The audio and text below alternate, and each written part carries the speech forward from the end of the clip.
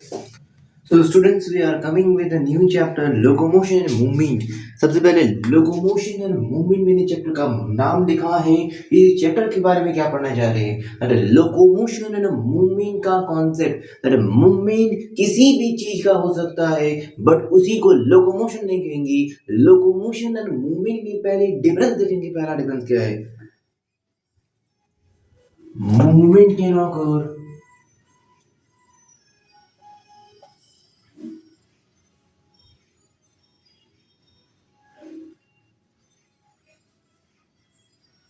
ये लाइन का मतलब क्या है? That movement is occurring inside the body. I need to tell you, हम इस हाथ का मूवमेंट कर रहे हैं, इसका मतलब ये हाथ मूव हो रहा है, बट इससे हम ये नहीं कह सकते हमारा पोजीशन चेंज हो रहा है। हमारा पोजीशन पे कोई चेंज नहीं है। दैट मीन्स हमारा नो लोकोमोशन, जीरो लोकोमोशन। तो when we will say locomotion, locomotion can only be said when we are changing our position. That means when we are doing in motion, when we are in motion, then only we can say we are in locomoting.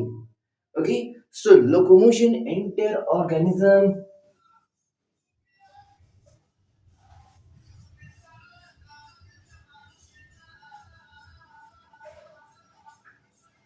changes its position, it is called locomotion.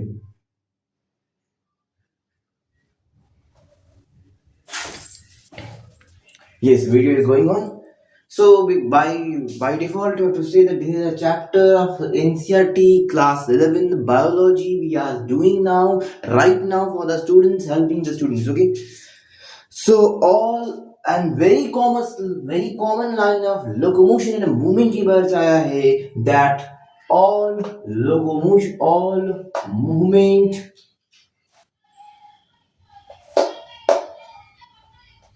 wait, the line is that all locomotion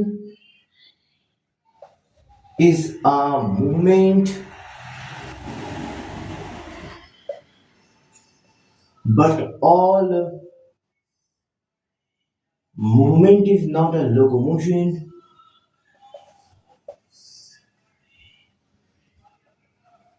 I think this line is understood by everyone that all the movement are not called locomotion, but किसी भी position change होना, it means locomotion is going on. That means movement हो रहा है किसी भी particle का. Yes, a movement किसी भी body का हो सकता है. मूवमेंट किसी भी बॉडी का हो सकता है, but that body should be living. हम मूव कर रहे हैं हमारे नीड के लिए, हमारे वांट के लिए, but locomotion is also showing by any of the object. Like trees are also showing locomotion, but they are not showing movement. Locomotion means उनकी हाइट पे इंक्रीजमेंट होना, that is also a locomotion. ये line का मतलब क्या है? That all locomotion is a movement, but all movement is not a locomotion. I mean to tell you that all locomotion करने के बाद से, करने के टाइम में हमारा मूवमेंट हो रहा है, बट मूवमेंट करने की तरह हमारा लोकोमोशन है. Yes, this statement is 100% correct. यहाँ पे मैंने अपना नोट्स बनाया, नोट्स देख कर लिखा मैंने. But locomotion might not be seen in all. Example, tree do not show locomotion. Yes, हम मूवमेंट कहीं पे भी देख सकते हैं. मैंने जो स्टेटमेंट बोला था लोकोमोशन हम ट्री में देख सकते हैं, वो स्टेटमेंट सॉरी कर देना है, बट बिकॉज वो स्टेटमेंट थोड़ा गलत है. हम मूवमेंट ट्री में दे सकते हैं बट लोकोमोशन नहीं दे सकते, इसलिए पूरा कंसेप्ट गलत हो जाता है. हम लोकोमोशन देख सकते नहीं ट्री में, हम मूवमेंट दे सकते हैं. एक ट्री का इंक्रीज हो रहा है हाइट पर, इसका मतलब उसका मूवमेंट हो रहा है, not locomotion. Is this correct? Please change this statement if anyone has written that tree shows locomotion. It is wrong. Tree shows movement. Understood? The structure or organ for a locomotion movement can be. Yes. Now we are dividing for a structure for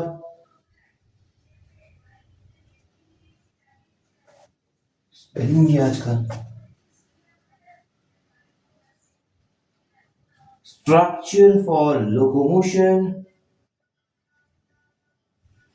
and movement can be same.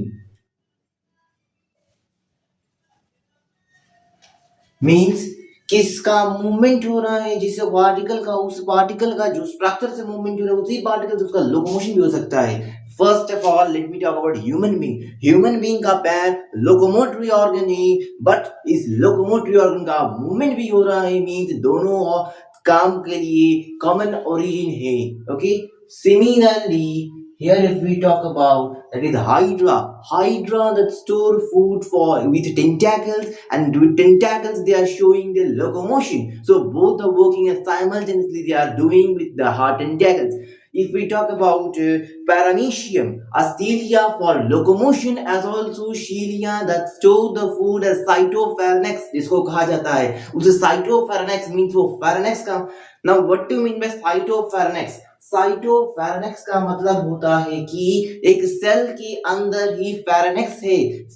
Paramecium is a single unicellular organism, we all know. So paramecium is a single cell. In single cell we have to make a pharynx, and that pharynx is called cytopharynx.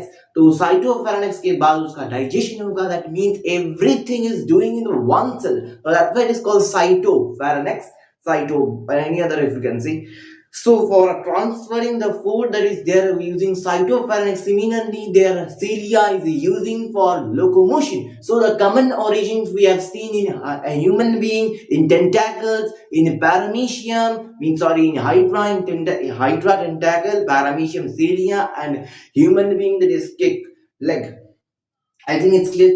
Now next page of NCERT, let me start. This all rubbish thing are written in the first page of NCERT. Today I will complete you everything except skeletal system.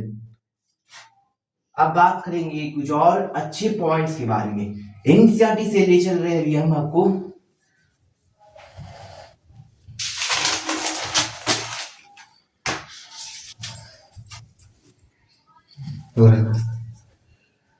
type of locomotion. Yes, very important. Type of locomotion. Type of locomotion.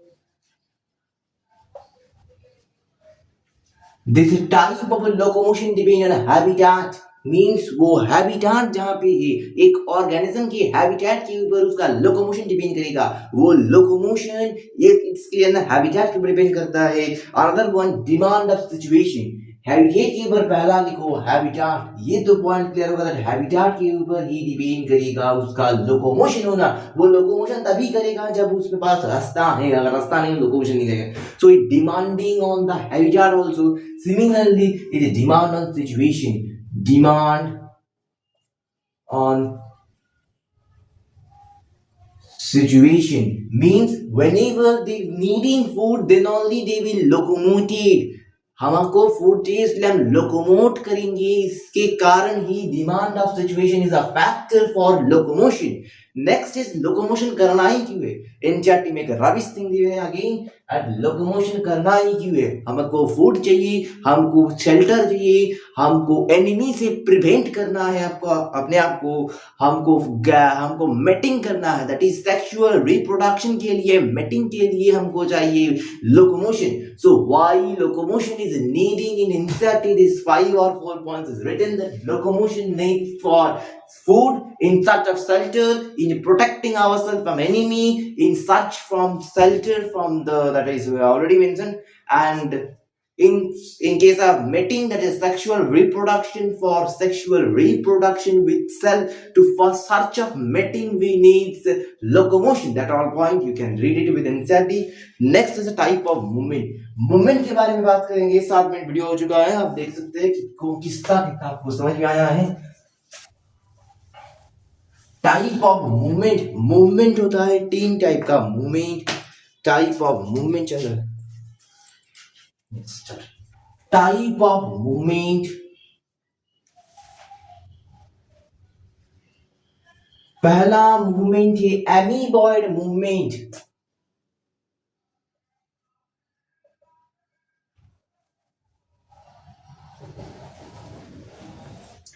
next is ciliary movement,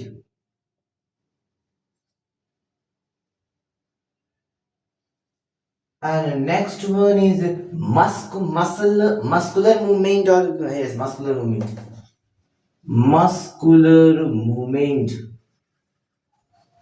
Some another type of movement is also there that is called flagellary movement. It is only seen in the male of male, that is in human being के male में sperm का sperm that is going to feed, that is going to ova. So for that it needs a locomotion. That is why that movement is called flagellary movement. We will read it अलग से पढ़ेंगे because इसको नहीं पढ़ेंगे because ये कमन है तीनों के लिए. एमीबॉइड मूवमेंट कहाँ पे होता है? ल्यूकोसाइट और मैक्रोफेज पे होता है. तो पहले स्टार्ट करते हैं एमीबॉइड मूवमेंट से.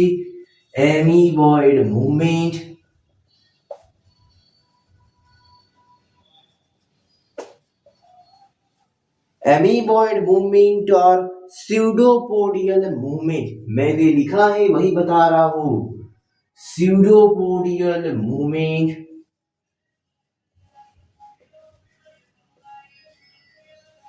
इसको स्यूडोपोडियल मूवमेंट क्यों कहा जाता है उसके बारे में देख लेते.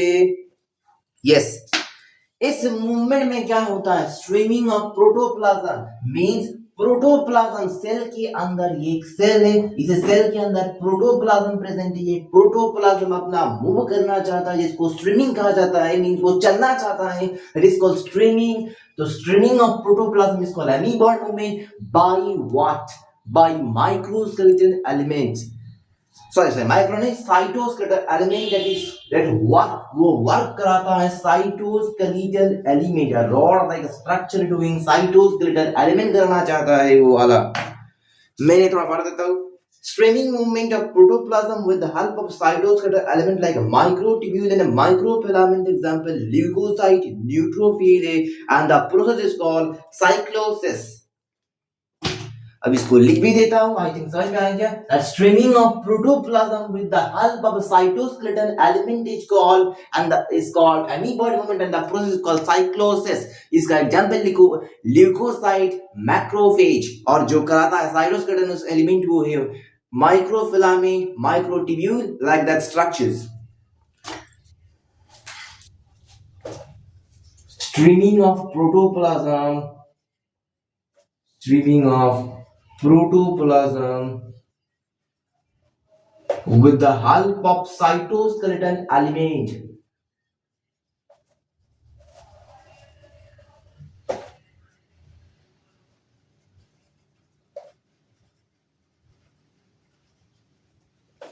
अब एग्जाम्पल लिखो. साइटोस्केलेटन एलिमेंट का एग्जाम्पल लिख रहे हैं. एग्जाम्पल क्या है?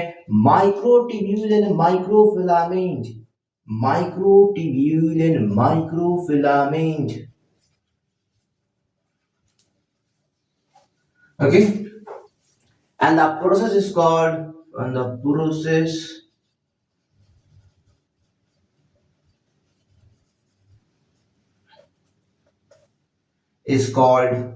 cyclosis. Example लिखो, leukocyte and macrophage.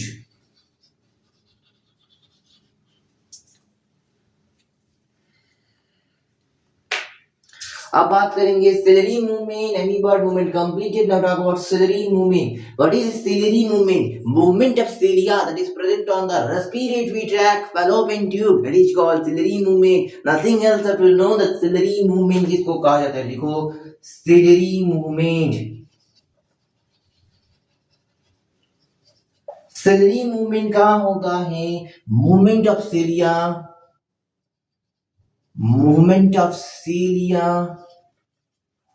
it is happening in a respiratory tract. Example लिख रहा हूँ, respiratory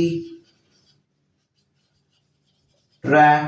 Another one, fallopian tube.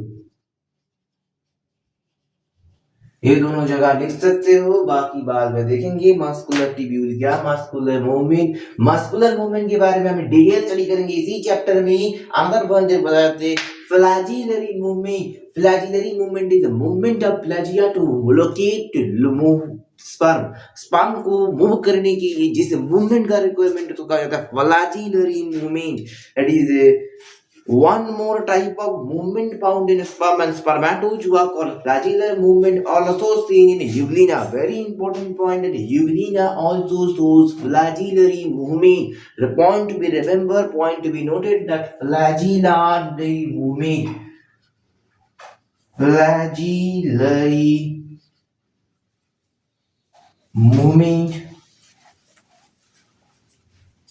also shown by Euglena.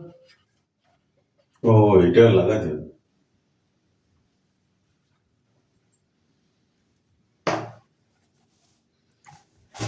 Locomotion requires a joint work. Now we will study next movement complete types of movement complete. चल रहा है ना. हाँ 15 minute video हो चुका है, चल रहा है. आई थिंक सबको सब कुछ समझ में आ जा रहा है.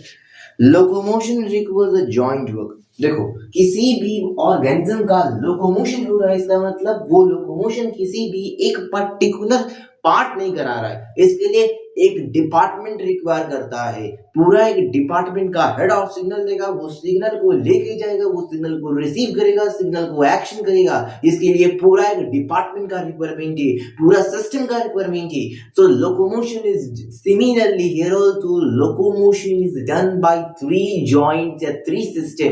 पहले लिखो न्यूरल सिस्टम, फिर लिखो मस्कुलर सिस्टम, और नेक्स्ट लिखो, मैं भूल गया, स्केलेटल सिस्टम. ये स्केलेटल सिस्टम वेरी इंपॉर्टेंट. लिखो locomotion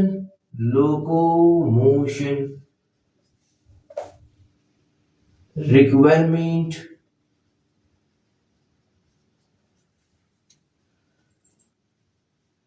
of system in a human being. पहले लिखो न्यूरल सिस्टम, नेक्स्ट लिखो after neural system you will write muscular system,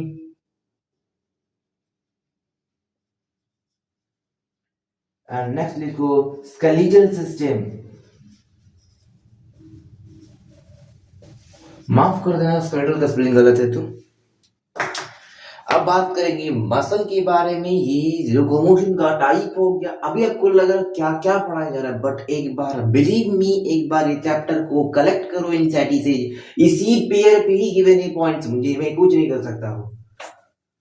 sorry for that, but if you carefully listen and see writing the notes of this lecture, then you will understand definitely. It's my request, it's my guarantee to write the notes. अब बात करेंगे muscle के बारे में. Muscle बनते किससे है? Muscle का ओरिजिन है मेसोडर्मल ओरिजिन है. Write down, very very important point. Direct question answer need that muscle is form from origin of muscle originated from mesodermal origin. लिखो mesodermal origin, mesodermal. Another question is total number of muscle in a human body, that is 639 muscle. ये दोनों point बहुत ही important है, point to be noted, point to be remembered. Now there are three type of muscle. First one skeletal muscle, next one is visceral muscle, next is cardiac muscle. तीन type of muscle है, पहले ही पढ़ा चुके हैं. अगर पढ़े हो तो एनसीईआरटी में लिखा होगा ये सब बातें. कहां पे लिखा है? फ्रॉग चैप्टर में लिखा होगा. फिर भी बता देता हूं. Skeletal muscle, visceral muscle and cardiac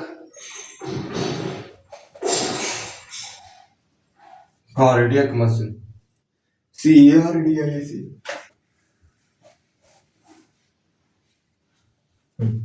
तो स्केलेटल मसल देखो, स्केलेटल मसल का शेप बता देता हूं पहले.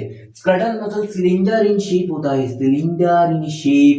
ये भी सिलेंडर इन शेप की तरह ही होता है, ये भी सिलेंडर इन शेप की तरह ही होता है, ये मसल भी. बट ये मसल कैसे होता है, ये मसल्स पॉइंटेड होते हैं, इट इज पॉइंटेड, ये मसल पॉइंटेड होते हैं, निर्वा टू द एंड होता है, और ये मोस्ट इंपॉर्टेंट दैट ये मसल यूनी न्यूक्लियेटेड होता है, ये मसल यूनी न्यूक्लियेटेड नहीं है, ये मसल में ब्रांच होता है, ब्रांचिंग होता है, जिसको गैप जॉनसन, जो पढ़ा गया था गैप जॉनसन, वो होता है, ये ब्रांच होता है। अनदर इंपॉर्टेंट दैट इज ये भी यूनी न्यूक्लियेटेड नहीं है।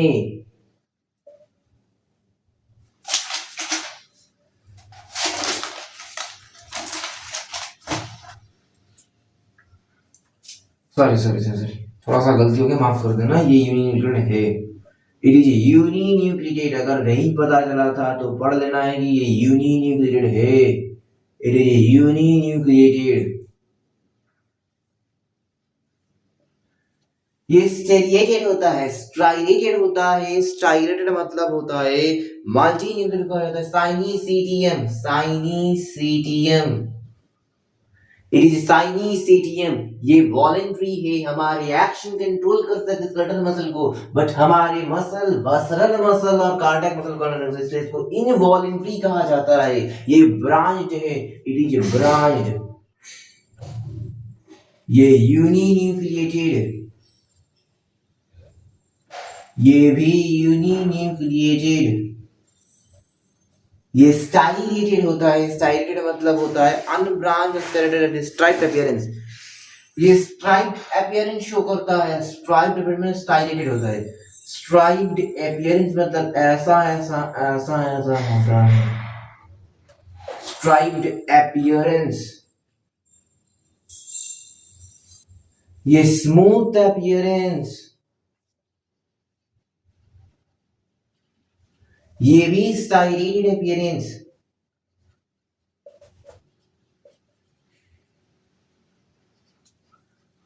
ओके, अनदर पॉइंट जो बताया गया था ये voluntary in our control,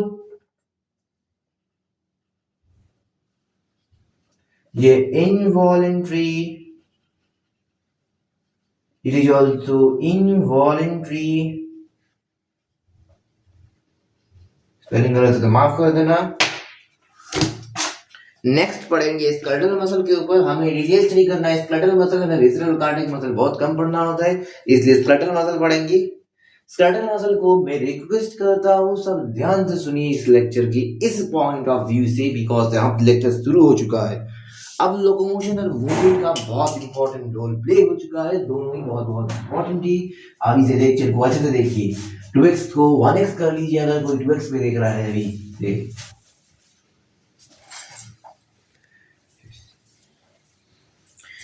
skeletal muscle,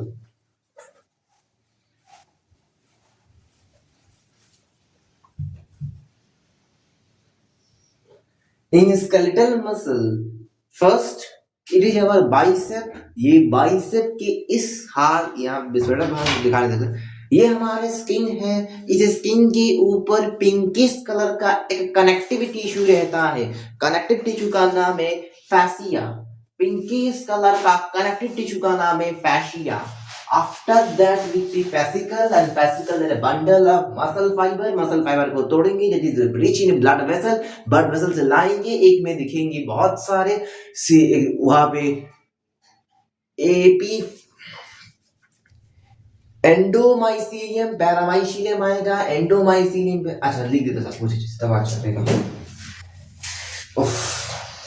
demanding बहुत ज्यादा हो रहा है, सब अच्छे से बना देते चलो, मैं इसको एकदम कलरिंग वाइज बना देते चलो।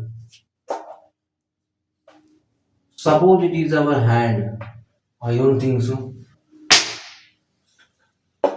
और ये वाला है पिंकिश कलर का कोलेजन का बना हुआ प्रोटेक्टिव टिश्यू, कनेक्टिव टिश्यू है sir, protective tissue connective tissue, pinkish colour का बना हुआ कनेक्टिव टिश्यू है, कोलेजन का बना हुआ है, ये स्किन है, and this is called fascia, it is fascia, collagen connective tissue covering muscle fiber and bundle together. Next one is fascicle, yes, next मैंने ग्रीन कलर से बनाऊंगा तो अच्छा रहेगा। देखो नेक्स्ट ऐसा कुछ रहता है, फिर से इससे बनाऊंगा ज्यादा अच्छा रहेगा। ये सब क्या है, ये सब मसल फाइबर देख रहे हैं अगर माइक्रोस्कोप से देखेंगे तो। और ये रिच इन ब्लड वेसल होता है, रिच इन ब्लड वेसल से अटैच है। इसको कहा जाता है वेसिकल। और vesicle is rich in blood vessel, means rich in blood vessel.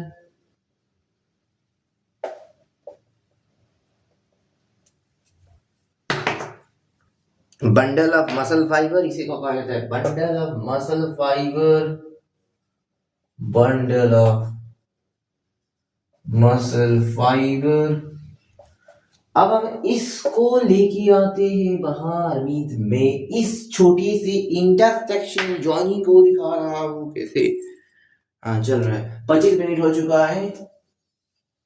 ये इस शेप का है, मैंने फेसिकल को लाया है। इसका नाम क्या है, फेसिकल है। A group of muscle fibre रहता है इसमें।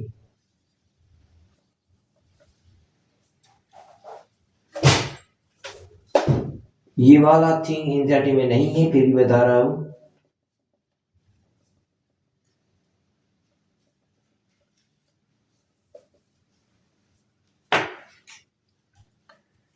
इसको कहा जाता है एंडोमाइसीलियम।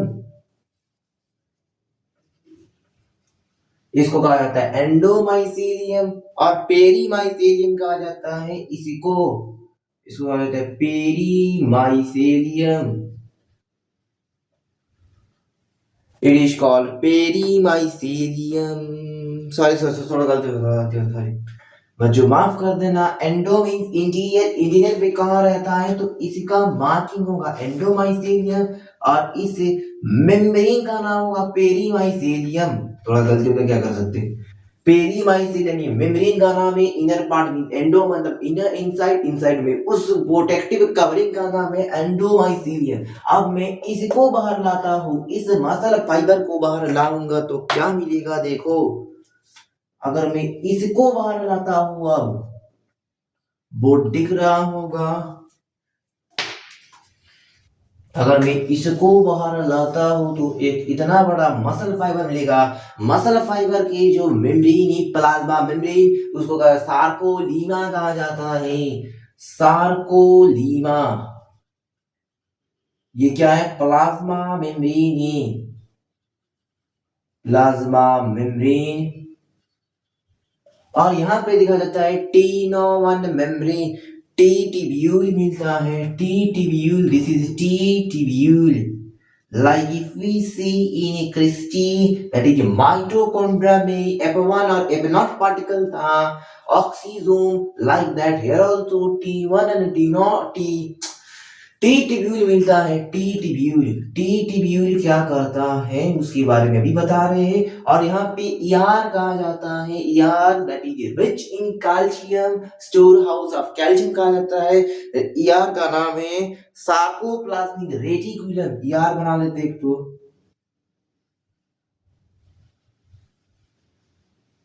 तो इट इज ईआर है। यहाँ पे ईआर का नाम है sarcoplasmic reticulum, SR that is sarcoplasmic.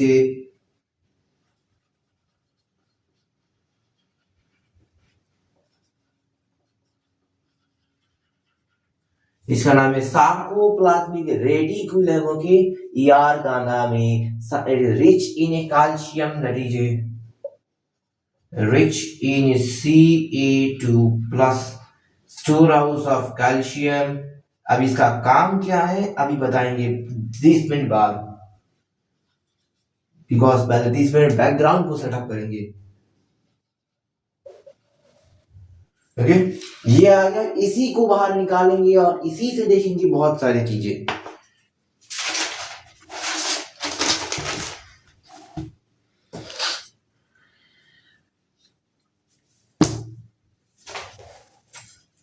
चल रहा है वीडियो, चल रहा है 26 मिनट हुआ है, वीडियो चल रहा है अभी तक। अगर अभी तक कुछ समझ में आया तो लाइक बटन बताइए, बताइए, मुझे कोई जरूरत नहीं, बट ये लिख कीजिए कमेंट में, हाँ सर हमें समझ में आया है। अब हम एक मसल फाइबर जो देख रहे थे उसी को बाहर निकाल रहे हैं। आप सभी ने क्लास 10 तक नर्वस सिस्टम पढ़ा होगा कुछ, उस नर्वस सिस्टम में क्या था, नर्वस सिस्टम एक जगह पे आके ये हो जाता है, एक्सॉन ऐसे इलंगेट कर रहा है, ये एसिटाइल को ये रिलीज कर रहा है, एसिटाइल को ये क्या बना रहा है, टी ट्यूब्यूल उसको ले रहा है अंदर मैसेज को, टी ट्यूब्यूल लेने के बाद वो यहाँ पे नेगेटिव चार्ज था, नेगेटिव चार्ज प्रेजेंट था रिलैक्सिंग स्टेट में है। अब ये क्या है, मसल फाइबर रिलैक्सिंग स्टेट में ही जब ये ट्रीटमेंट लिया है एसिटाइल कोई को, ये पॉजिटिव में बदल जाएगा। आई होप आपको ये कुछ भी समझ में नहीं आया है, बट विद इन 15 मिनट ये भी समझ में आ जाएगा। अब इसको ऐसा समझो कि न्यूरॉन आ रहा है, न्यूरॉन कुछ नए सिनेप्सिस करने के बाद कुछ न्यूरोट्रांसमीटर रिलीज कर रहा है, जिस न्यूरोट्रांसमीटर का नाम है एसिटाइल को रिलीज करने के बाद वो ट्रीटमेंट का यही काम है, वो एक्सेप्ट करता है न्यूरोट्रांसमीटर को, एसिटाइल को रिलीज किया और नेगेटिव चार्ज को पॉजिटिव चार्ज में कन्वर्ट करता है। ये it is in a relaxing state, it is in negative charge positive charge में एक्साइट हो जाएगा, अभी पॉजिटिव चार्ज बन चुका है। अनदर थिंग बोला गया था, यहाँ पे एक एंडोप्लाज्मिक रेटिकुलम प्रेजेंट है, एंडोप्लाज्मिक, इसका नाम है सार्कोलीमा, इसको सार्कोप्लाज्मिक रेटिकुलम।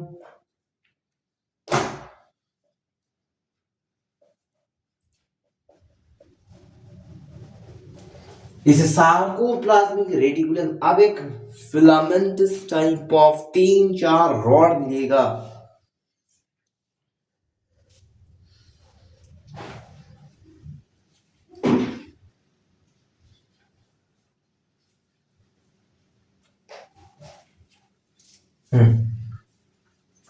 अब इस टाइप का कुछ रॉड आपको मिलने वाला है, मींस ऐसे करके इन्वेजिनेशन करने वाला रॉड मैं आपको दिखा रहा हूँ अच्छे से, एकदम डिटेलिंग में जाएंगे इसका, एकदम इसी को पढ़ना है हमें।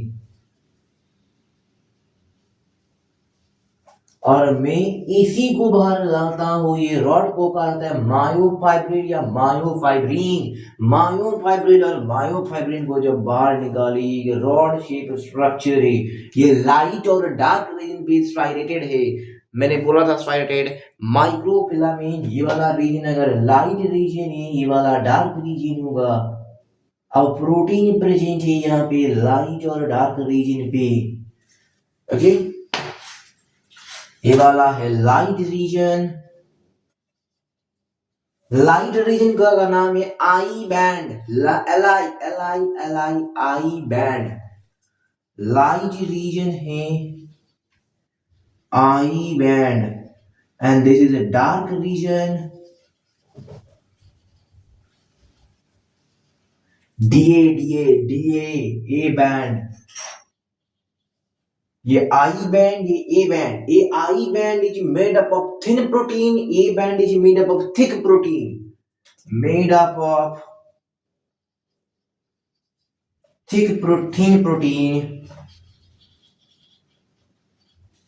made up of thick protein। अब इस थिन प्रोटीन का नाम है एक्टिन प्रोटीन, एक्टिन प्रोटीन। और इस थिक प्रोटीन का नाम है मायोसिन प्रोटीन, मेयोनीज, मोटापा मेयोनीज, इसलिए मायोसिन।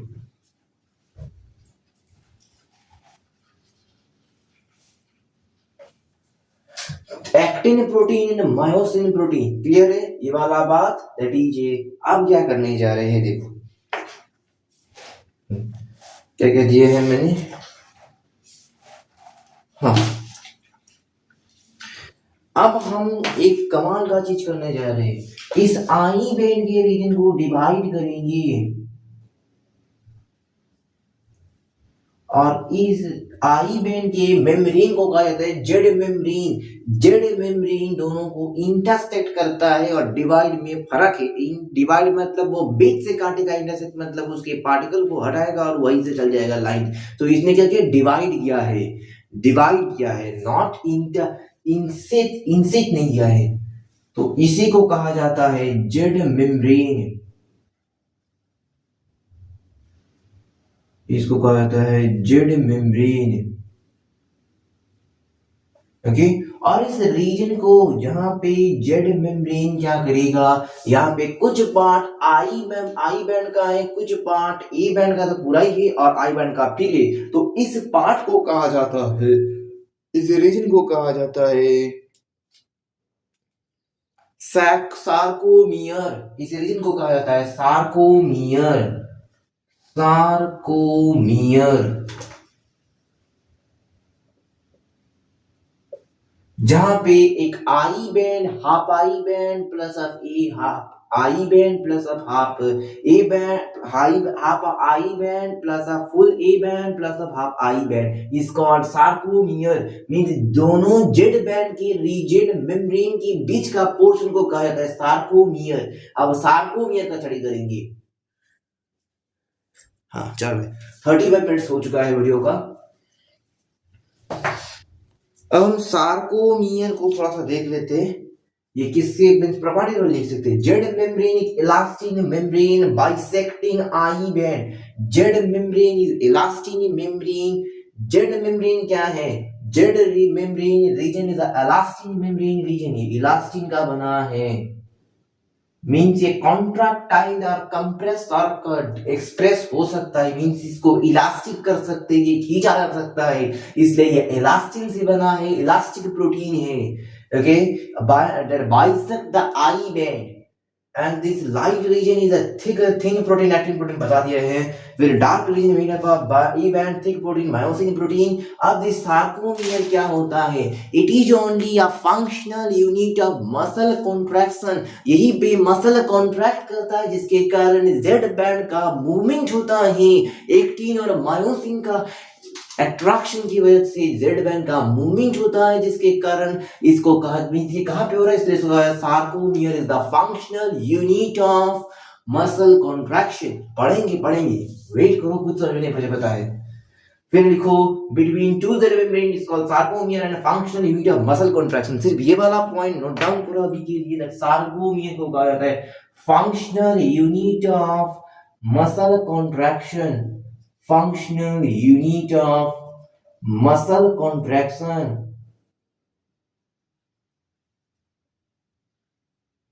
ओके, अब आ जाते हैं डिटेल स्ट्रक्चर। इसके डिटेल स्टडी करेंगे और इससे ज्यादा जाएंगे, इसके माइक्रोस्कोप को और डिटेल में स्टडी करेंगे। ये 50 का था, उसको 100 कर लेंगे माइक्रोस्कोप का लेंसेज। चलो 37 मिनट हो चुके हैं, इतना बात क्लियर है। अब मैं डायग्राम को मिटा रहा हूँ और एक बड़े से अच्छे से डायग्राम बना रहा हूँ, और अच्छे से इन बातों को एक्सप्रेस करने के लिए और अच्छा जगह चाहिए और अच्छा प्लेटफॉर्म चाहिए। इस डायग्राम से इन बातों को एक्सप्रेस नहीं कर पा रहे हैं, इसलिए एक नया डायग्राम बनाएंगे जिसमें सब कुछ रिप्रेजेंट किया जाएगा। अगर मैं आपके उस डायग्राम से कनेक्ट करूँ, ये क्या है, इसको कहा जाता है जेड मेम्ब्रेन। अब पता चलेगा बाइसेक्टिंग और डिवाइडिंग का मीन्स क्या है। ये बाइसेक्ट कर रहा है, दोनों को काट नहीं रहा है। ओके, इसको ग्रीन से बनाते हैं। ये वाला है, दोनों दो साइड पे रहेगा, बट दोनों को बीच से फाड़ा नहीं जा रहा है। जेड मेम्ब्रेन क्या कर रहा है, ये क्या है, ये एक्टिन में प्रोटीन है।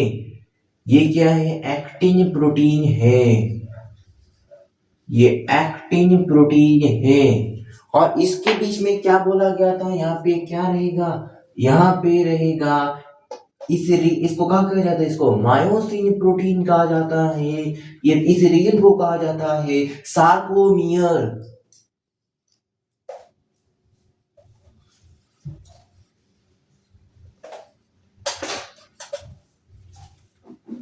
ये वाला डायग्राम समझ में आ जाएगा, अच्छे से लग रहा है, डायग्राम समझ में आएगी। अब मैं मार्क कर रहा हूं, किसको कहा जाता है, इस रीजन के इस वाले पोर्शन को कहा जाता है आई बैंड, इस वाले रीजन को कहा जाता है ए बैंड, इस वाले को कहा जाता है आई बैंड, इसको कहा जाता है जेड मेम्ब्रेन, इलास्टिन का बना है मेम्ब्रेन। ओके, और अब देखेंगे एक चीज, ये ए बैंड में दो जोन प्रेजेंट रहता है। एक अगर तुम नोटिस कर पा रहे हो दैट ये कुछ पार्ट इसके साथ लाइएबल है, ए बैंड का कुछ पोर्शन आई बैंड के लेग्स पे अटैच है, मींस वो उस जगह पे रह रहा है, तो उस रीजन को कहा जाता है एच जोन, इसको कहा जाता है एच जोन, और इसी को कहा जा रहा है ओ zone. Ozone is completely present in the Miocene is completely present on the A band, but A band के कुछ पार्ट जिसको H zone कहा जाता है जो I band के में है, I band के जगह में है उसको H zone कहा जाता है। A band के कुछ पोर्शन H zone पे लाई कर रहा है और O zone पे लाई कर रहा है। ओके, नाउ आई बैंड का फुल फॉर्म क्या है? Isotropic band. आइसोट्रोपिक बैंड मतलब जिसका कोई मिक्सिंग नहीं है, प्योर है। और ए बैंड का नाम क्या है? Anisotropic band. यही से कॉन्सेप्ट आया है एन आइसोट्रोपिक का। ये एच जोन ओ जोन दोनों मिक्सिंग है, इंटर मिक्सिंग है, इसलिए एन आइसोट्रोपिक इज प्योर नहीं है, एन आइसोट्रोपिक बैंड। तो फुल फॉर्म लिखते हैं, इसको कहा जाता है isotropic band. It is isotropic band and it is called anisotropic band.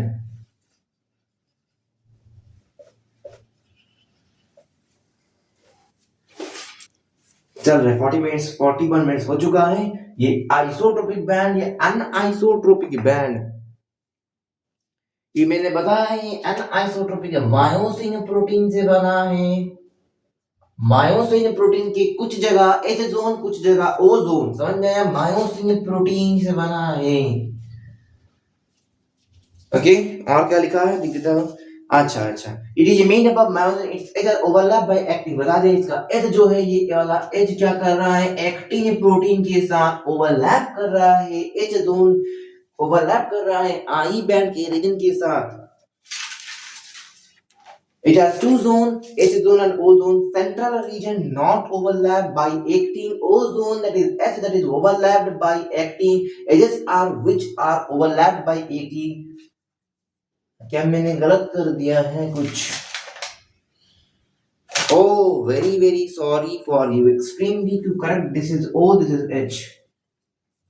मुझे पता है आप एक माइंडसेट लेके आए थे जब ये होता है, बट प्लीज उसको चेंज कर लीजिए। Ozone O O means zero mixing, only zero overlapping, कोई ओवरलैप नहीं है उस रीजन में जिसको कहा जाता है, sorry, H zone is a purely not overlapping region and O zone is a legs that inter consisting overlapping actin membrane का, एक्टिन प्रोटीन का, उस रीजन को कहा जाता है ओजोन। रिमेंबर कर लीजिए, ozone is that region where actin filament overlap. H zone is a pure zone where there is no overlapping of actin membrane. Clear?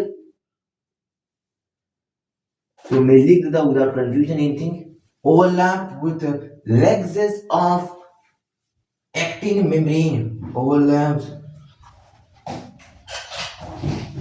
with actin membrane, and H zone is overlap, no overlapping. Okay.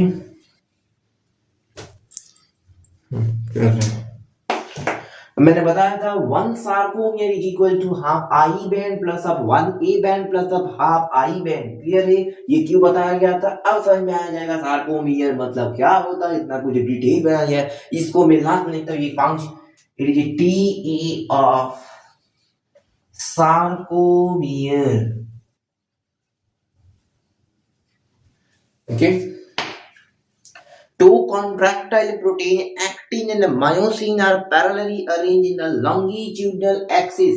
यहाँ पे अगर देख सकते हो actin and myosin are longitudinally located. ये दोनों protein है और दोनों कंट्रैक्टाइल प्रोटीन, ये दोनों इलास्टिक इन नेचर है, दोनों दोनों को खींच सकते हैं। दैट इज कॉल्ड ये मेड अप ऑफ, क्या लाइन लिखा है, दैट टू कंट्रैक्टाइल प्रोटीन, दोनों कंट्रैक्ट हो सकते हैं, contractile protein that is actin and myosin parallelly arranged in longitudinal axis, parallelly arranged in longitudinal axis में।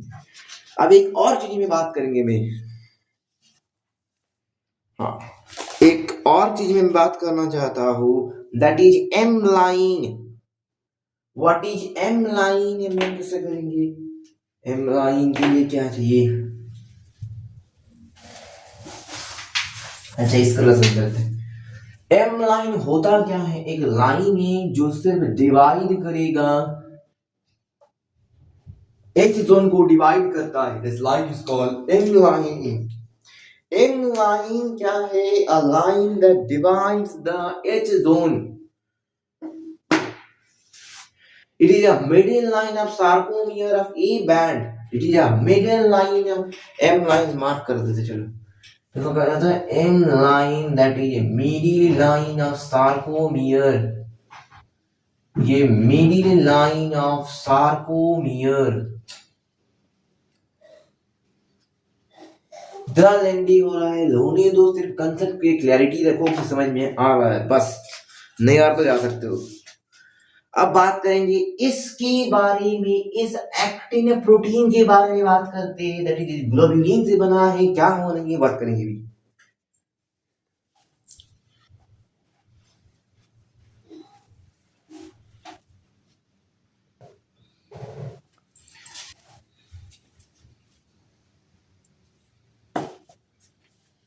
Now we are talking about actin protein के बारे में बात कर रहे हैं।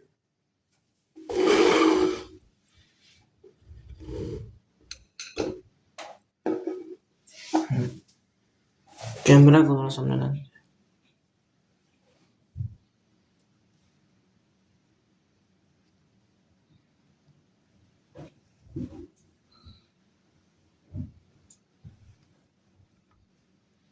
ये सब सही है। हाँ थोड़ा डिस्टर्बेंस आ गया था सबने, कुछ करने से डिस्टर्बेंस तो आएगा ही जीवन में, रुकावट आए जीवन में, मैं रुकता नहीं, मैं चलता फिरता हूँ, रुकता नहीं चलता फिरता हूँ, बंदा बंदिया रे बंदिया, बंदिया रे बंदिया। What's up? You all are जिंदीज नो। एक्टिन प्रोटीन के बारे में बात करेंगे। एक्टिन प्रोटीन, हम एक्टिन प्रोटीन के बारे में डिटेल स्टडी करेंगे, मायोसिन मायोसिन प्रोटीन के बारे में डिटेल स्टडी करेंगे, कुछ फैक्टर जानेंगे, इस पर मसल कॉन्ट्रैक्शन शुरू कर देंगे और ऐड करेंगे मसल कॉन्ट्रैक्शन बट इस वीडियो को।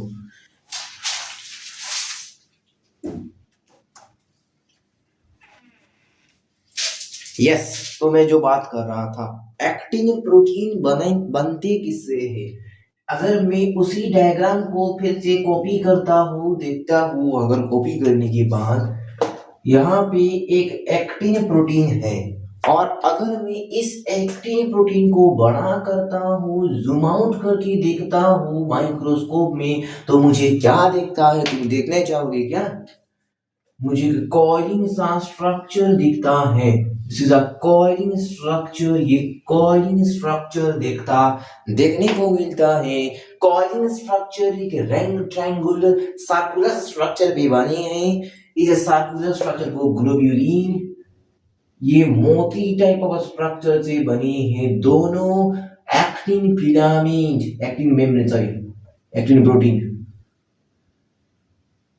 इट इज लाइक दैट, दोनों, ये भी ऐसा ही है, दोनों कैसे बनी है, ऐसे बनी है।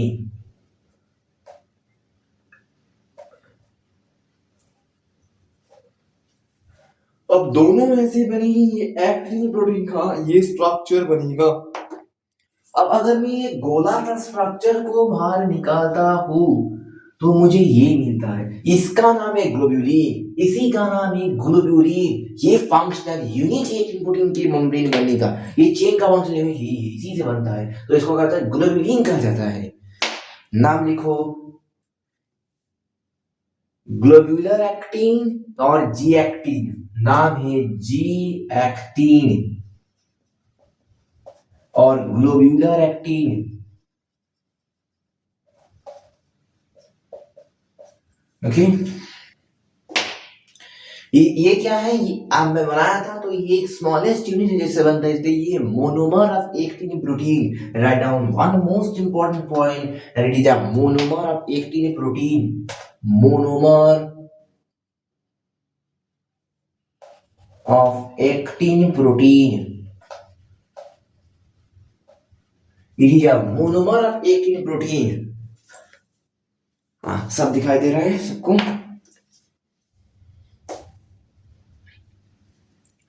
अब इसी का एक दोस्त है, दोस्त क्या कर रहा है, ओवरलैप कर रहा है इसकी के ऊपर, इसको प्रोटेक्शन दे रहा है। ऑलवेज एक टाइम के बाद इसको प्रोटेक्शन देना चाहता है। ये दोस्त ऐसे करके ओवरलैप कर रहा है दोनों तरफ।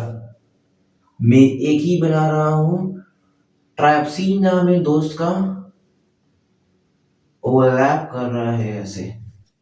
ये ओवरलैपिंग यूनिट ही ओवरलैप कर रहा है जिसका नाम है ट्रोपोमायोसिन। इसका नाम है ट्रोपोमायोसिन, ट्रोपोमायोसिन, इसका नाम है ट्रोपोमायोसिन। ओके, और इसको जॉइंट रखने के लिए एक स्टेपलर मींस एक कवर के साथ एक बुक को रखने के लिए मैं क्या करता हूँ, स्टेपल करता हूँ। ऐसे इधर पे भी एक स्टेपलर का यूज किया गया है, ट्रोपोमीन नाम है उसका, उस स्ट्रक्चर का नाम है ट्रोपोमीन। डिस्टर्ब हो जाएंगे देखते हुए कलरिंग को, मुझे पता नहीं आपको दिख रहा है या नहीं, बट ये ऐसा ही है, तीन ट्रायंगुलर शेप का है।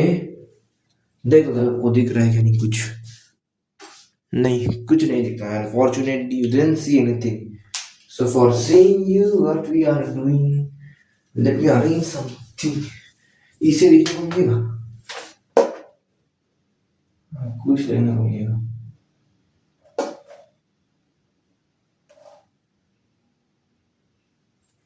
हाँ, कुछ अगर देख रहा है तो दे इमेजिन कर सकते हो। हाँ, कुछ कुछ डॉटेड पेन जिसका नाम है, जो स्टेपल करके रखता है, तीन सॉल्वेंट का है, ट्रिपल सॉल्वेंट, इसका नाम है ट्रोपोमीन। इसका नाम है ट्रोपोमीन, ट्रोपोमीन। ये प्रोटीन कहाँ है, प्रेजेंट है रेगुलर इंटरवल पे प्रेजेंट है। टोपोमिन को देखोगे तो ये रेगुलर इंटरवल पे मीन तरह स्टेपल को कर रहे हैं, रेगुलर इंटरवल में जाके ना खुली एक दे, ये यहाँ पे एडिशन, यहाँ पे एडिशन, यहाँ पे एडिशन, यहाँ पे एडिशन, तो रेगुलर इंटरवल पे स्टेपल कर रहा है, तो इसको लिख देते हैं। ये बहुत इंपॉर्टेंट पॉइंट है, troponin the triple subunit that is made up of protein that is make in a regular interval। एक regular interval में हम कर रहे हैं, arrange in a regular interval, arrange in a regular interval।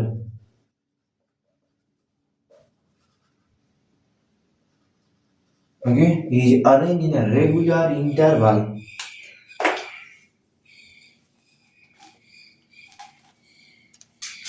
अच्छा, मैं आपको एक चीज बताने भूल गया था, दैट इस स्ट्रक्चर का नाम है एफ एक्टिन। एफ एक्टिन नाम है, इस पूरे स्ट्रक्चर का नाम है एफ एक्टिन, जिसमें से एक पार्ट है जी एक्टिन, एक सब यूनिट का नाम है जी एक्टिन। एफ एक्टिन से जी एक्टिन, दो एफ एक्टिन मिलकर बनता है एक्टिन प्रोटीन। एक्टिन प्रोटीन को एफ एक्टिन से बनता है, एफ एक्टिन को बनाता है जी एक्टिन। ओके, और क्या बचा है लिख लेता हूं।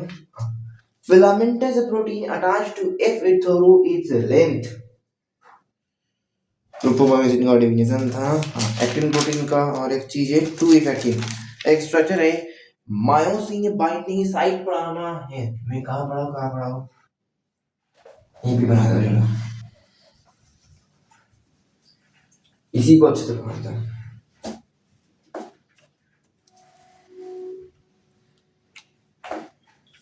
थोड़ा सा इंक डालने का प्रॉब्लम है। डिजिटल बोर्ड हो जाएगा अगले 20 साल में अगर आप टू सब्सक्राइब कर दोगे। वन के सब्सक्राइबर जिस दिन आएगा उस दिन मैं डिजिटल बोर्ड लाऊंगा, स्मार्ट बोर्ड लाएंगे उसी दिन मैक्स हम का स्मार्ट बोर्ड लगेगा जिस दिन 1K सब्सक्राइबर आएगा इस पे और 1K लाइक आएगा इस वीडियो पे। ये था जी एक्टिन या ग्लोब्यूलर एक्टिन। ओके, अब यहाँ पे हम क्या कर दिए, यहाँ पे ये अटैच है, इसको भी एक रेंगुलर लाइक स्ट्रक्चर है, ये भी है ट्रोपोमायोसिन भी, और इसके साथ तीन तिगाड़ा काम बिगाड़ने वाला 3 ट्रिपल सब यूनिट है जिसका ट्रोपोमिन नाम है। ट्रोपोमिन रेगुलर इंटरवल पे अरेंज ही लिखा गया था और यहीं पे एक मायोसिन बाइंडिंग साइट प्रेजेंट है, active site for myosin. But ये तो लॉक करके रखा है, ये ट्रोपोमायोसिन लॉक करके रखा है, इसको प्रिवेंट किया रखे रखा है ताकि ये बाइंड ना करे एक्टिन पे मायोसिन की जगह। इसका नाम क्या है, myosin binding site, active site for myosin binding में इसके लिखते हो, active site for myosin binding. अब मायोसिन कैसा तो भी पढ़ देंगे, लेकिन पहले ये समझो, it is a myosin is active site for binding. But ये रेस्ट कंडीशन पे क्या होता है, ऐसे लगा हुआ है ट्रोपोमायोसिन या ट्रोपोमिन, ताकि ये अटैच ना हो, जिसको क्या करेंगे, इसको रिलीज करेंगे और अटैच करेंगे, वो देखेंगे। कुछ लिखा है 2F actin along with tropomyosin and troponin hexally coiled to form an actin। अब एक्टिन बनता कैसे, ये पूरे स्ट्रक्चर को ऐसे ही करके रेप्लिकेट करेंगे तो ये स्ट्रक्चर बन जाएगा। तो इसका फंक्शनल यूनिट है ये वाला 2F actin along with tropomyosin and tropin helically coiled to form actin। समझ में आया? ये स्टेटमेंट क्या बता रहा है, ये क्या है, जी एक्टिन है, जी एक्टिन के बाद ट्रोपोमायोसिन और ट्रोपिन हेलिकली कॉइल्ड है, जिसको एफ एक्टिन और एफ एक्टिन 2 है जिसको कहा जाता है एक्टिन। ये समझ में आया? बस During resting, 1/7 of tropomine covers the marks of the active actin। ये बता दिया कि ड्यूरिंग रेस्टिंग पोजीशन ट्रोपोमायोसिन और ट्रोपिन क्या करता है, एक्टिव साइट के ऊपर मार्क्स करता है, मायोसिन की एक्टिव साइट बाइंडिंग पे मार्क्स करके रखता है, प्रिवेंट कर रखता है ट्रोपिन, मेनली ट्रोपिन। ओके, तो एक्टिन कंप्लीट, मुबारक हो आपका एक्टिन कंप्लीट ही। अब पढ़ेंगे मायोसिन के बारे में। चलो, लगभग 1 घंटा लेक्चर पार हो गया है, बहुत कुछ समझाया चुका है 1 घंटा में, बट और भी देंगे और अच्छे से समझेंगे। और कुछ भी मसल कॉन्ट्रैक्शन पढ़ के ही जाएंगे आज। एक थ्योरी है, थ्योरी को भी पढ़ के जाएंगे, उस थ्योरी से डील करते हैं, डील करते हैं पूरा। तो पढ़ते हैं मायोसिन के बारे में। ये है myosin, it is a polymer of meromyosin. Meromyosin का सब यूनिट है मायोसिन। एक तो ये लाइन को लिखते हैं, it is a subunit of meromyosin, it is a polymer of meromyosin. अगर मैंने गलत बोला है तो माफ कर देना है। मेरोमायोसिन बनता है, मेजर स्ट्रक्चर उसका स्ट्रक्चर है मायोसिन, मायोसिन ज्यादा है तो मेरोमायोसिन बनेगा। It is the polymer of मेरोमायोसिन।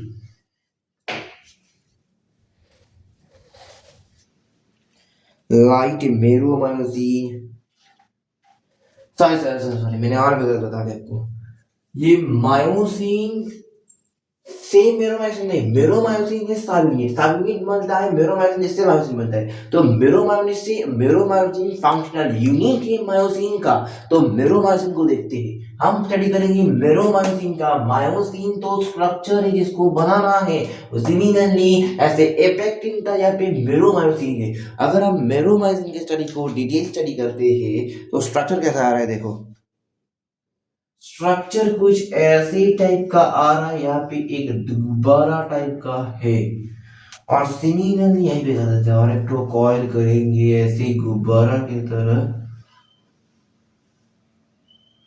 ऐसे करके दो गुब्बारा है, इसको कहा जाता है, इस रीजन को कहा जाता है, यहाँ पे तीन रीजन प्रेजेंट है, इस रीजन को जाता है लाइट मेरोमायोसिन, और इसको कहा जाता है हेवी मेरोमायोसिन, इस रीजन को। इसको कहा जाता है नेक यूनिट, जिसको कहा जाता है शॉर्ट आर्म, इसको टेल, इसको कहा जाता है टेल, इसको कहा जाता है शॉर्ट आर्म, और इसको कहा जाता है हेड।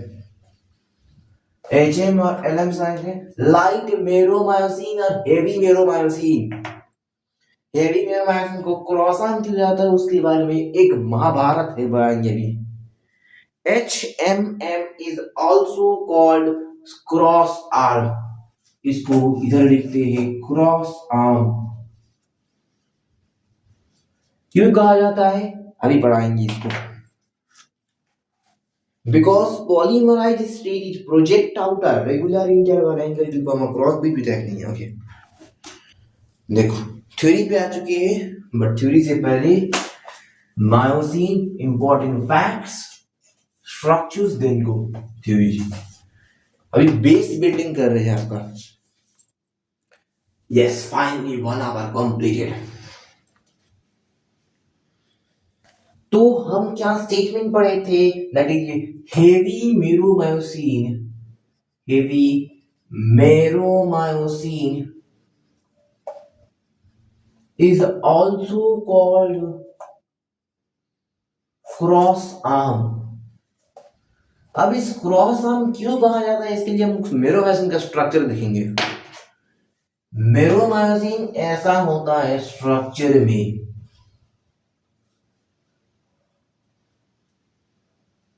यही तो बनाए थे गुब्बारे की तरह। यहाँ पे ये रहता है दोनों, यहाँ पे ये है सिमिलरली, यहाँ पे ये है गुब्बारे की तरह। अगर स्ट्रक्चर रेड कर पा रहे तो बहुत अच्छा है। ये गुब्बारा क्या करता है, और इसका नाम अगर कोई बता दे तो चुम्बेश्वरी है। इसका क्या नाम है, मैं भी नाम भूल चुका हूँ। इसका लाइन का क्या नाम है, एम लाइन है, मिडिल लाइन है, एम लाइन है, इस लाइन का नाम है एम लाइन। ओके ये क्या है, इसको हेड कहा जाता है, हेड। हेड इज प्रेजेंट,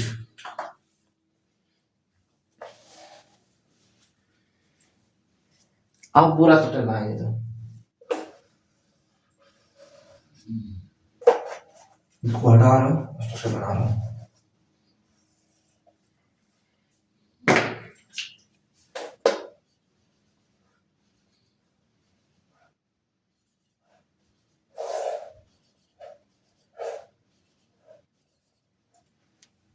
ये क्या है, आई बैंड है, ये क्या है, एम लाइन है, ये क्या है, आई बैंड, आई बैंड है। अब अगर तुम देख पा रहे हो, जो हेड जो है, हेड कहाँ पे लाई कर रहा है, हेड लाई कर रहा है हमारी इस पोर्शन पे, एक्टिन प्रोटीन पे लाई कर रहा है, हेड हेड लाई कर रहा है एक्टिन प्रोटीन पे, हेड को लाई कर रहा है, इसलिए क्या कर रहा है, क्रॉस कर रहा है, इसलिए इसका नाम है क्रॉस आर्म। ओके ये जेड मेम्ब्रेन है, और क्या पढ़ाना है हमको, क्रॉस आर्म समझ में, बिकॉज ये क्रॉस कर रहा है, ये पोजीशन थोड़ा सही नहीं है, ये रेस्टिंग पोजीशन नहीं है, ये ऐसे बनाना चाहिए था।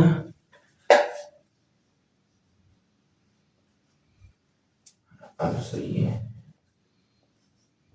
It is willingly on that side present, willingly present on the side of acting, और इसलिए क्रॉस कर रहा है, अपने पोजीशन से, अपने पार्टीशन से क्रॉस कर, इसलिए नाम है क्रॉस आर्म।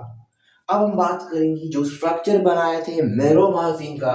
मेरोमायोसिन का स्ट्रक्चर कुछ ऐसा था, अगर आप नोटेड डाउन करेंगे तो इस रीजन को शॉर्ट आर्म, ये वाला हेड, यहाँ वाला एटीबी सिंथे, ये वाला टेल, और देखो और देखो और देखो, इसको कहा जाता है actin binding, active site for actin binding. जैसे वहां पे था एक्टिव साइट ऑफ मेयोसिन बाइंडिंग, यहाँ पे ये active site for actin binding, active site for actin binding. It is active site for actin binding. It is active site for actin binding. और यहाँ पे प्रेजेंट है हमारा दो चीजें, इसको कहा जाता है एटीपी सिंथेसिस, इसको कहा जाता है एटीपी सिंथेसिस। जब हम ये क्या करता है, ये है हमारा, अब समझना पड़ेगा, ये मेरोमायोसिन का ये वाला स्ट्रक्चर क्या करता है, एक्चुअली ये वाला स्ट्रक्चर ये एक्टिन को कॉन्ट्रैक्ट करता है, अपने तरफ खींचता है, जिसके खींचने के लिए एनर्जी का रिक्वायरमेंट है, और उस एनर्जी कौन बनाता है, एटीपी सिंथेसिस। हमारे पास ऑलरेडी एटीपी है, बट एटीपी तोड़ को हमको एनर्जी बनाना है, वो बनाता है एटीपी सिंथेसिस, और एनर्जी दे दे ही ये क्या बनेगा, ये ऐसे ही ये वाला लाइन ये ऐसे घूम जाएगा, मींस वो इसके कारण किसका मूवमेंट होगा, जेड मेम्ब्रेन का मूवमेंट होगा। और इसी थ्योरी के बाद आगे चलेंगे, मसल कॉन्ट्रैक्शन का थ्योरी पढ़ेंगे। इसके पहले ये समझ में आया क्या नहीं, एक बार लाइक और कमेंट कर देना अगर समझ में आया तो। मैंने क्या बोला था, ये एनर्जी जब भी मिलेगा मायोसिन का हेड अटैच करने के लिए, उसके साथ एक्टिव साइट दोनों अटैच कर दिया है, अब बाइंड करेगा, बट एक्टिव साइट बाइंड करने के अटैच करने से पहले प्रिवेंट क्या हुआ है, ट्रायोप्सिन और ट्रोपोमीन, ट्रोपोमायोसिन और ट्रोपोमीन को हटाएंगे कैसे, उसका थ्योरी देखेंगे अच्छे से। इसको point to be noted and then write down the theory.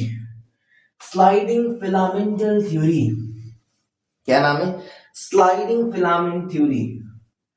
अब थ्योरी पढ़ने जा रहे हैं sliding filament theory, SLF theory, sliding filament theory.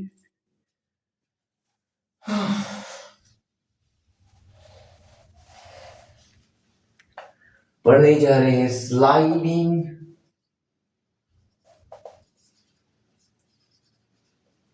Filament theory.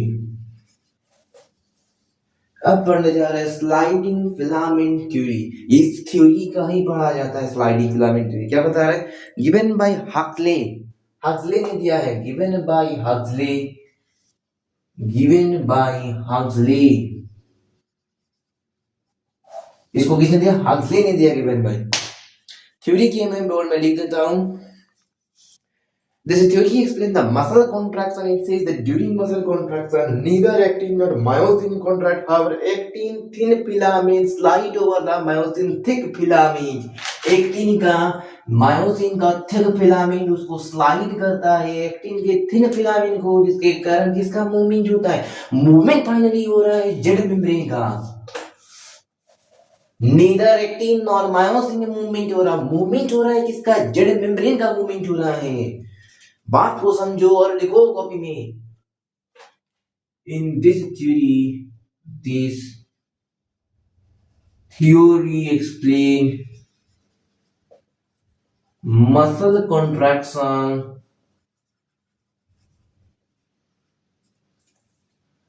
It says during muscle contraction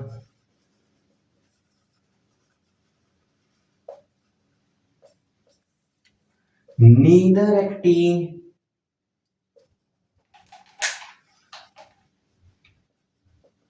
nor myosin move, nor myosin contract, but contract किसका हो रहा है, Z membrane का मुंह कॉन्ट्रैक्शन हो रहा है। however actin thin filament, however actin thin filament, क्या थिन फिलामेंट का slides over myosin thick filament, it slides over thick filament of myosin। ये वाला बात अच्छे से समझ में आया, that this theory explains the muscle contraction. It says that during muscle contraction neither actin nor myosin contract, however actin filaments slide over the thick filament of myosin। जब theory कुछ नहीं करेंगे और समझेंगे, बट जो रफ आइडिया दी है वो अच्छे से समझ में आ जाएगा इस एक्सप्लेनेशन से।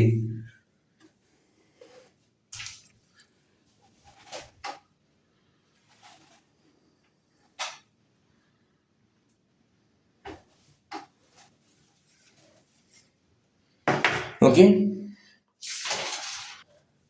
Since one end of the actin is attached with the two membrane leads to be sarcomere contraction, muscle contraction, some important feature.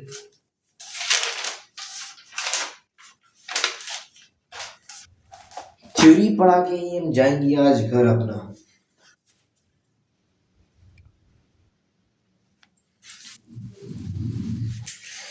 Yes, we are coming.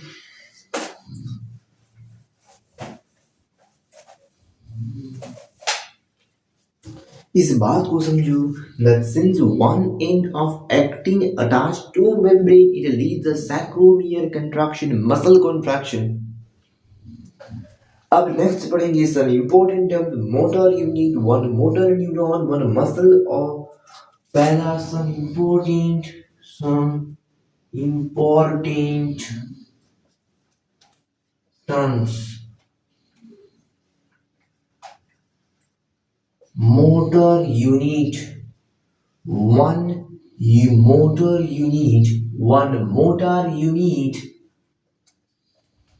plus of one muscle fiber, one motor unit plus of all muscle fiber, it supply. I mean to tell you, ये एक muscle fibre है.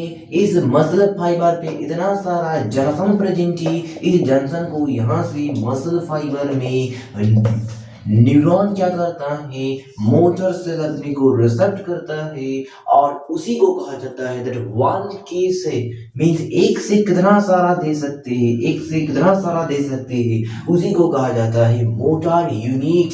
Means one motor unit plus a muscle fiber or muscle fiber. The strength of the muscle contraction depends upon the number of motor units functioning. कितना functioning कर रहा है at a time उतना ही muscle का strength है, उतना ही muscle का contraction का strength है. Next is neuromuscular junction. Neuromuscular junction वो junction है जहाँ पे यहाँ पे एक muscle fiber है और यहाँ पे एसिटाइल को रिलीज कर रहा है अपना. It is called neurotransmitter. और एनसीईआरटी में एक बेलाइन मिस्टेक किया है. न्यूरोट्रांसमीटर के लाइन को कहा गया है motor end plane, but no, motor end plane यहाँ तक ही है. ये वाला पूरा रीजन मोटर एंड प्लेन नहीं है, बट एनसीईआरटी में कहा है तो पढ़ना पड़ेगा. तो न्यूरोमस्कुलर जंक्शन समझ में है और motor unit neuromuscular junction. Neuromuscular junction.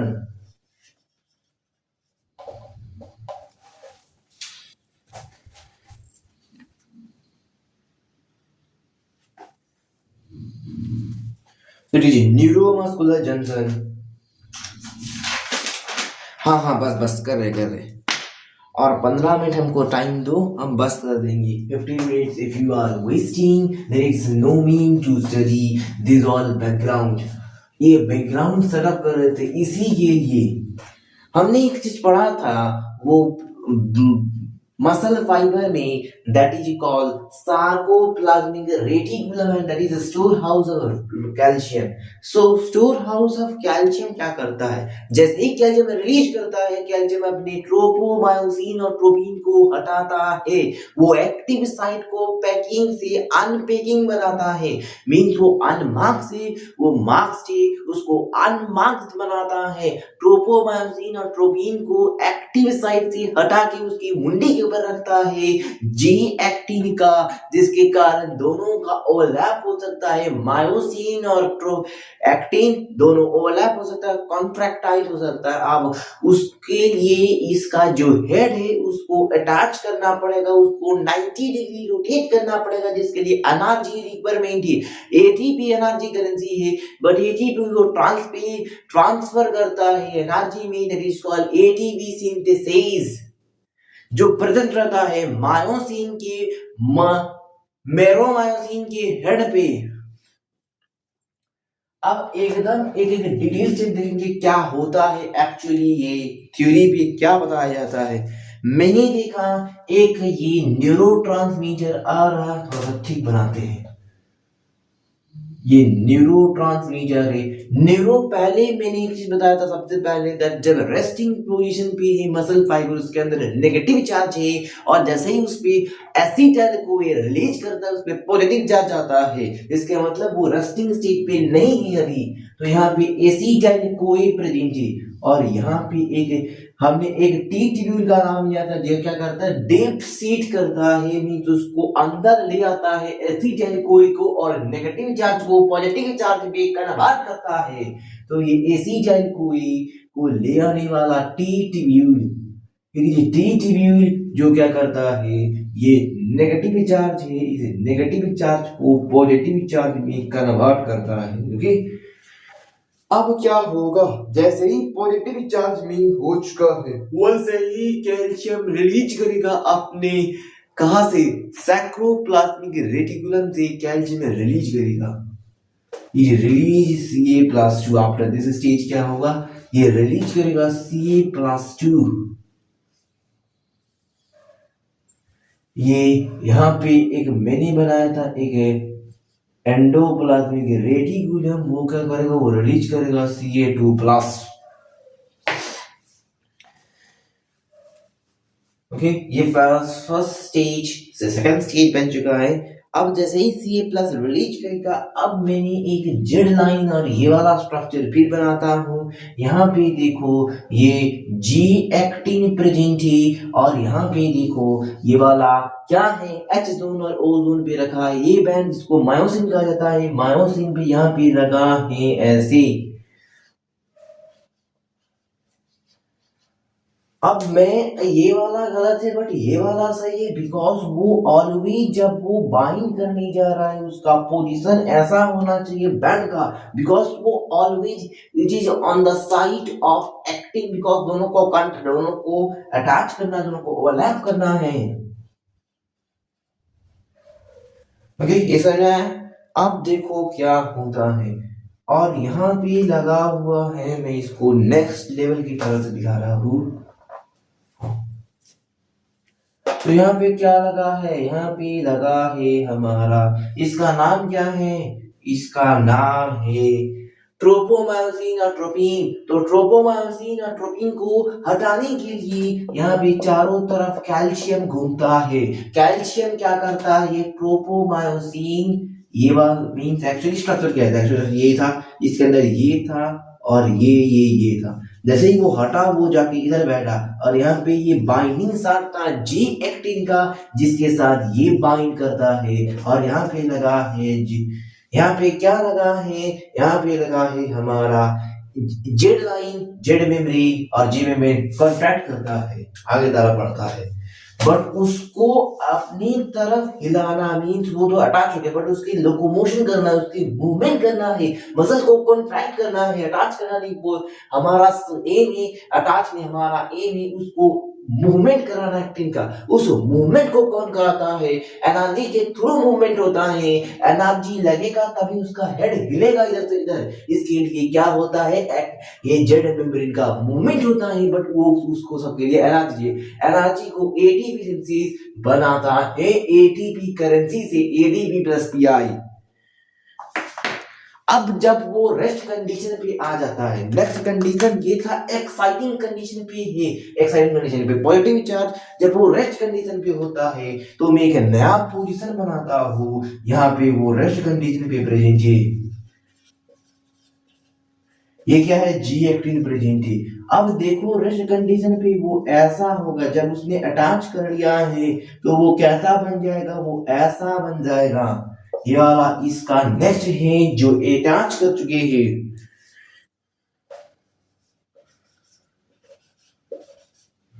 अब ये साइकिल कंटिन्यू होते रहेगा, इधर उधर होते रहेगा जब तक एनर्जी है उसके अंदर, जब तक कॉन्ट्रैक्ट कर रहे हैं।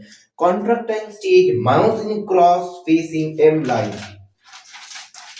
सो स्टेप्स लिखो, मसल कॉन्ट्रैक्शन रिक्वायर करने के लिए, मसल की कॉन्ट्रैक्शन के लिए क्या क्या लगता है। पहला लगता है कैल्शियम, दूसरा लगता है that is called ATP synthesis, और ये लगता है मैग्नीशियम आयन को फैक्टर को इन्वॉल्व करने के लिए Mg2+ का रिक्वायरमेंट है, और कैल्शियम और एटीपी सिंथेसिस ये तीन का रिक्वायरमेंट है। Ca+2 bind, मैं स्टेप को पढ़ता हूँ और क्लास को एंड करता हूँ यहीं पे, एक page last. Ca2 plus bind to one of the subunit of tropomine. It leads to an unmasking of the active site of actin myosin binding site. Now this free myosin binding site is being available. So ATP that bind to myosin first ATP converted to ADP plus PI, that means energy released from the ATP synthesis, and that energy will help in movement of the actin filament to the myosin, and that cause the movement of Z membrane. उसी के कारण Z membrane का movement होता है, because वहां पे हिलता है एनर्जी के कारण। ये वाला पॉइंट अगर क्लियर है तो एक लाइक देना जरूरी है। Now myosin want to rotate its head toward M line, और वो M line की तरह हेड रोटेट करेगा, और रेस्टिंग पेज पे मायोसिन का जो हेड है उसका स्ट्रक्चर किस तरफ रहेगा, एक्टिन साइड की तरफ नहीं रहेगा। उसकी स्ट्रक्चर हेड कहाँ पे झुका रहेगा, हेड रहेगा M लाइन के ऊपर रहेगा, नॉट लाइक दैट एक्टिन के ऊपर, वो M लाइन के ऊपर रहेगा। ओके, क्रॉस ब्रिज का फॉर्मेशन,